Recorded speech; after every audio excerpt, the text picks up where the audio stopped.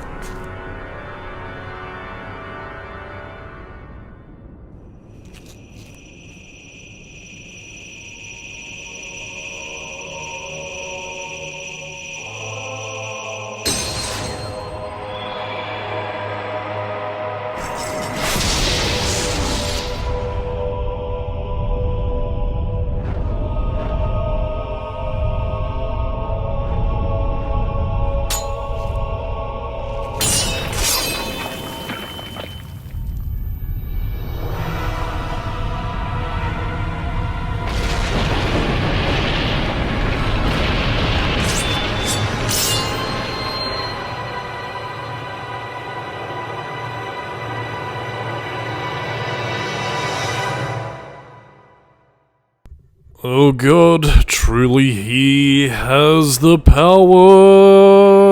Dun dun.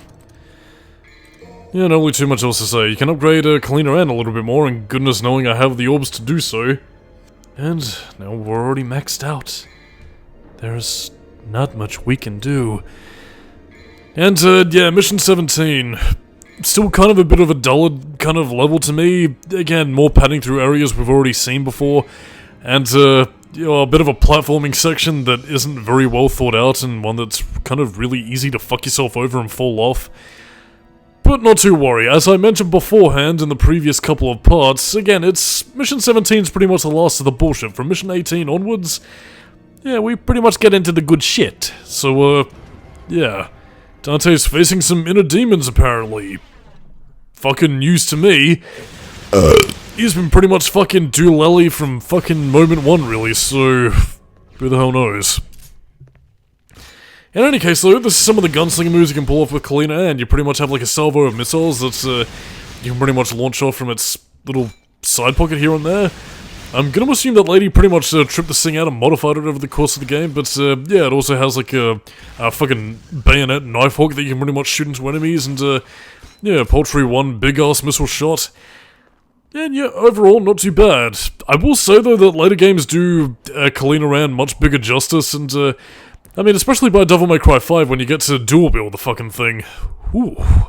Weapons of mass destruction, and you know what, if there is anything I can actually say about Devil May Cry 4, we are poorer for Lady's absence and not being a playable character, man. Her playstyle is absolutely fucking sick, and honestly, Devil May Cry 5 really missed a trick in not, you know, having like a sort of expanded, like, playable character roster.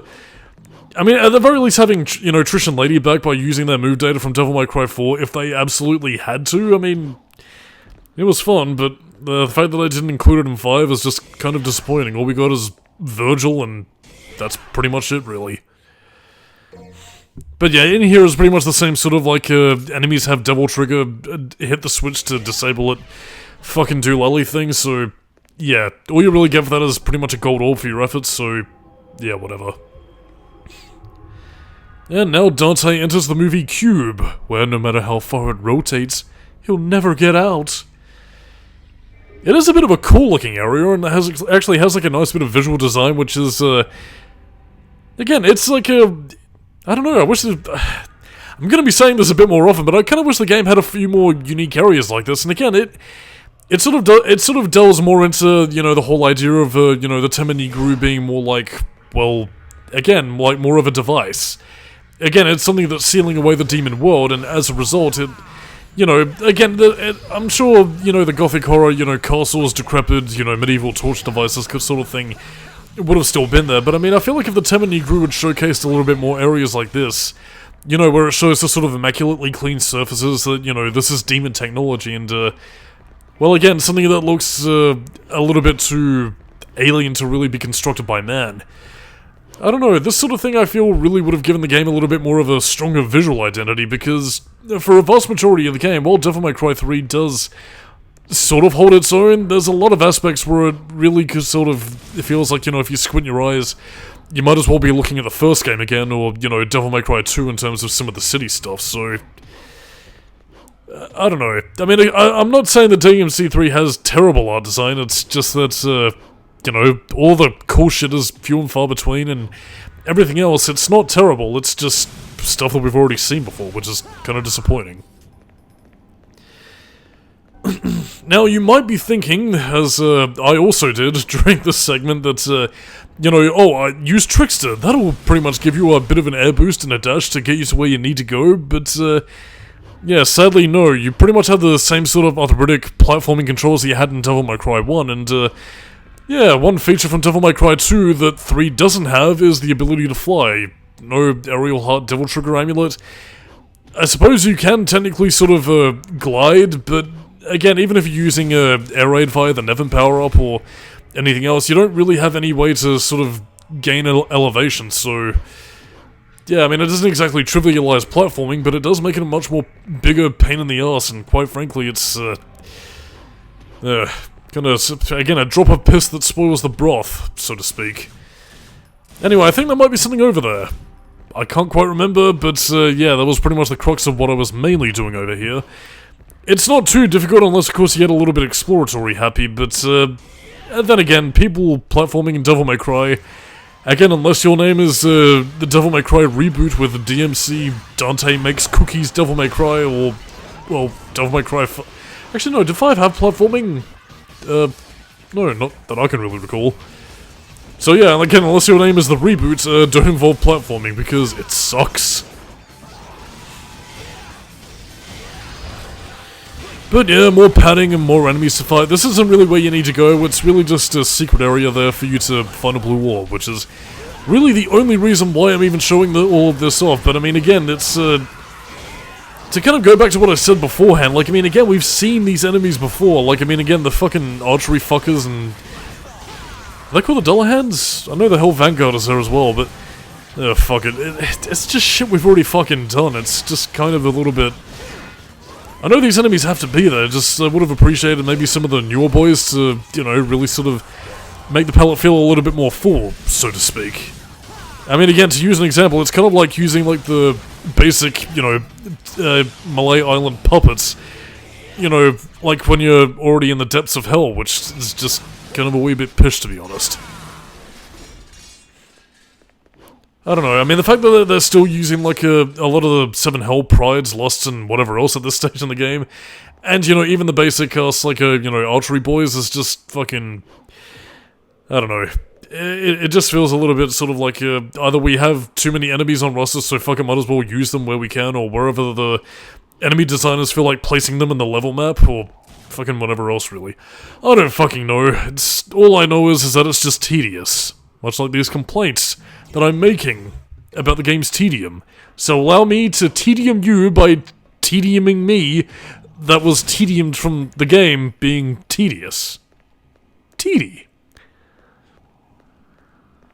But yeah, that's where the blue orb is, right next to the elevator where you pretty much collected it from the fucking, oh no, too many people are on it, then I guess the elevator has a weight limit, so then it goes down, so yeah, whatever. Blue orb fragment there, and then you can bugger off to greener pastures.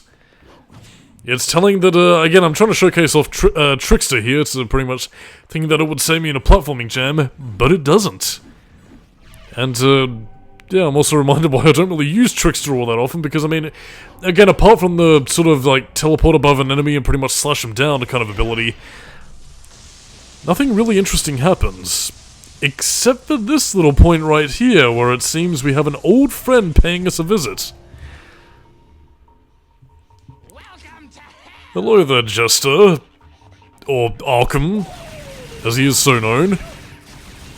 Now again, part of the reason why this was included in the special edition, goodness only knows, and especially why it's placed here, because I mean again, as you saw in the beginning cutscene at this point in the story, Arkham is already knee-deep in, you know, the recesses between the underworld. You know, he's obtained the key to, you know, stopping the void, that being, you know, Sparta's sword.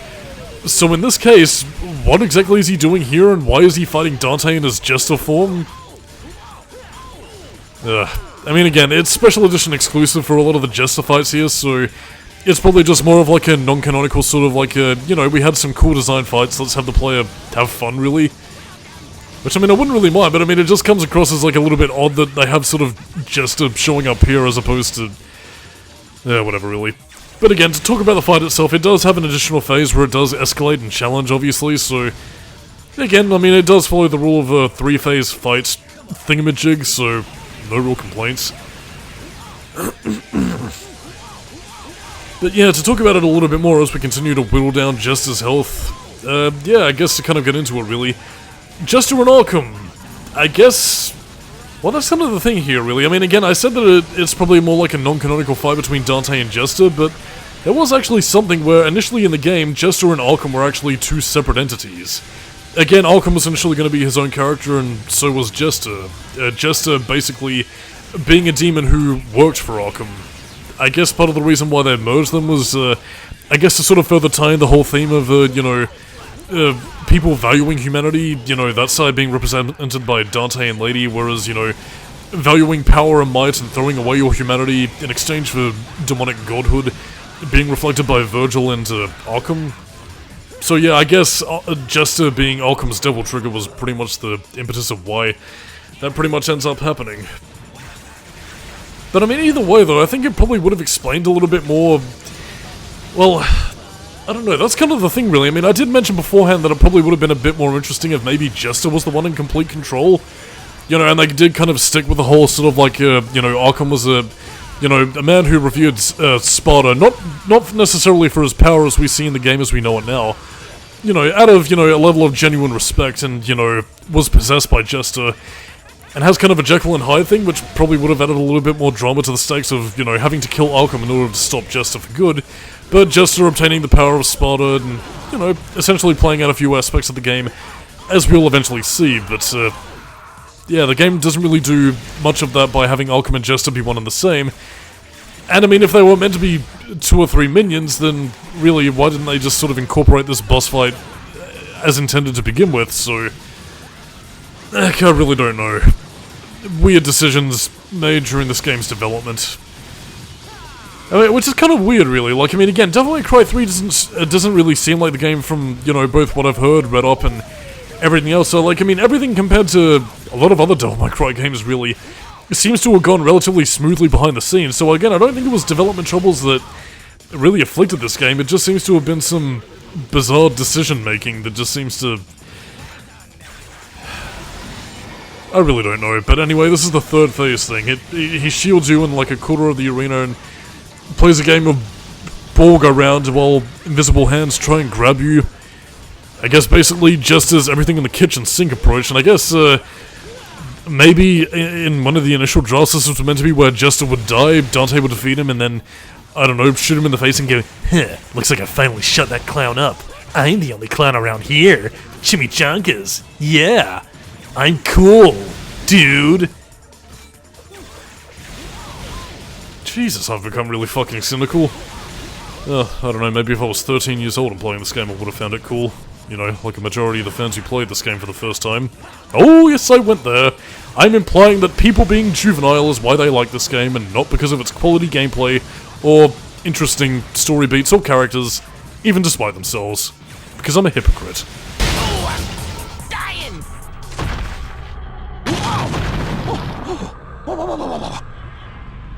Excuse me.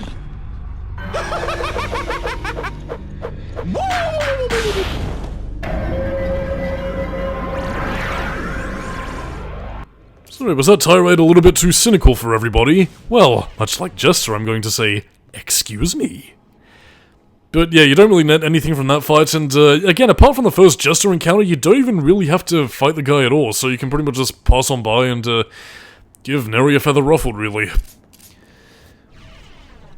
But yeah, I mean, on a slightly less facetious note in regards to, you know, the fans, I'm not going to say that it was because people either played this game first or they played it at such a young age that that's the reason why they love the game, because I mean, again, there are plenty of, you know, legitimately decent reasons to love Devil May Cry 3 on its own merits, regardless of what age you play the game. It's just that, I mean, again, for the same reasons that I pointed out with, you know, Reboot Dante, like, I mean, again, I'm not seeing much of a difference between that incarnation and the Devil May Cry 3 incarnation in terms of personality, apart from vestigial aspects of, like, clothes. One swears a bit more than the other, but that's really kind of about it, to be honest. I don't know. One's look at how cool I am 2005 edition, the other's look at how cool I am 2013 edition, so I really don't know what to say in terms of how fan brains work. It's a strange thing. One we may never encounter again. Shucky darns, if you were playing the Heaven and Hell mode, that'll be a game killer right there. Go, Dante, onwards to new adventures in America. Whee. Yeah, as you can no doubt tell, I've got a lot of enthralling things to say around here until we reach our next encounter, although we will be meeting some, new enemies rather bizarrely this late into the game, but then again, I'm always more than welcome to see new enemies, although they're kind of a bit of a odd... Well, I wouldn't really say much of an odd take, it's kind of a weird variant upon pretty much the Hell Lusts and Prides, even though I'm pretty sure they're not meant to be of the same ilk. By the way, I swear to God I remember hearing that sound out of a Flash game that I remember playing in my youth. What was it called again? It wasn't Tomb Raider, but it did have a similar kind of like a theme. It was...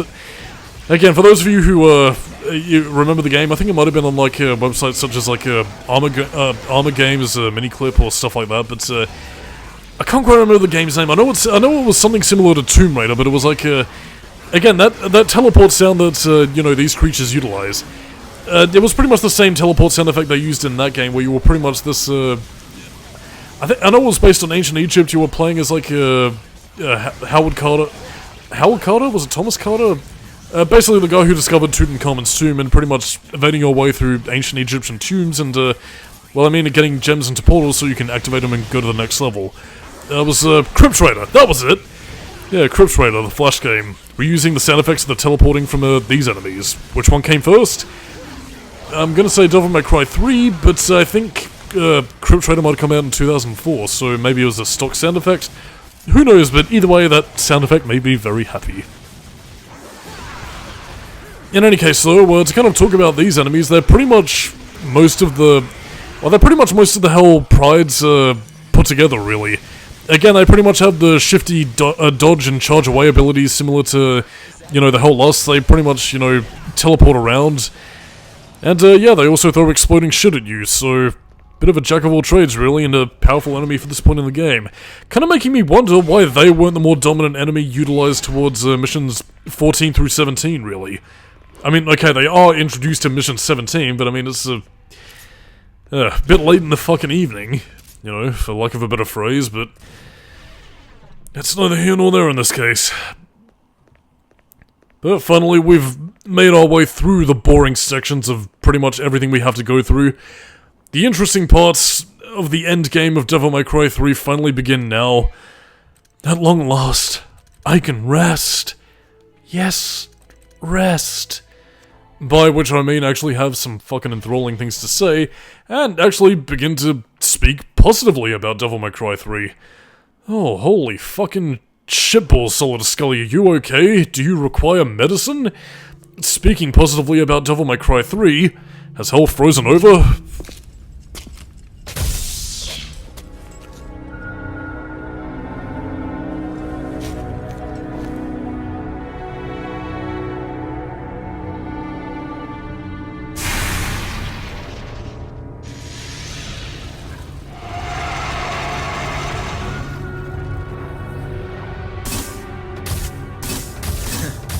know why you're here.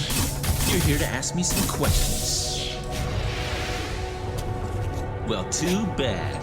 I've already answered them myself. I don't need you anymore.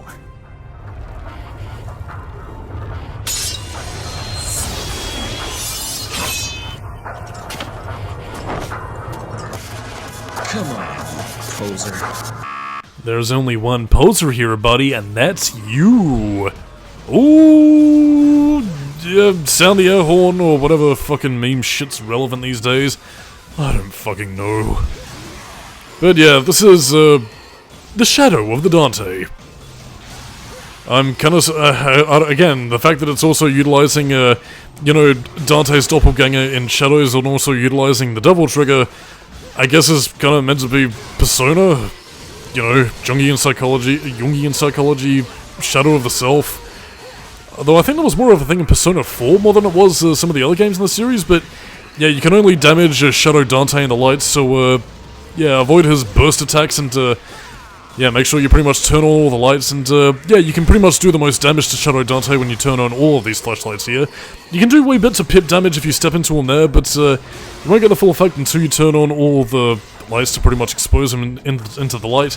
The double trigger will fade, and thus you can pretty much lay off the smackdown. Again, not a bad boss fight, so yeah, it's actually quite enjoyable. But yeah, he pretty much remains prone the most when you have the most light showing, and yeah, he's also, you know, tended to take more damage the more lights you have on, so yeah, that's cool, that's cool. Yeah, but the only other thing I really have to bring up in terms of anything I kind of wish was expanded upon was like, again, what Dante said during the cutscene is like, yeah, I know what you are, but I don't need you anymore. You know, kind of dealing into the whole idea that Dante was struggling with his demonic heritage, which, again, was that tying into some earlier lines about an earlier plot point about, you know, Dante going, who knows, I'm not sure if I'm a demon myself, even though I already know that, so it's the idea that he rejected that part of himself and it was struggling to come to terms with it? If so, that should have been a bigger focal part of the story in having, you know, either Dante's jokey jokes be a mask for his insecurities, or, you know, better yet, actually sort of tackling that in a way in which is a little bit more meaningful with, you know, this boss fight against Shadow Dante being the crescendo of Dante accepting his demonic heritage as being a part of him, and, you know, moving on with his life and, you know, coming to become the savior of the humans and legendary devil hunter that he was meant to be. You know, it's one of those things that good stories do, actually using these elements as things that matter as opposed to just being an intriguing idea and decent boss fight that's only about half as good as it could have been. I mean, again, you know the phrase, something that's being greater than the sum of its parts? Well, Devil May Cry 3 is something that is the sum of its parts. It's functional, it works, but, you know, there are some things on the blueprints that show that it could have been better than it could have been. Well, enjoy the cutscene and I'll catch you next time for positivity.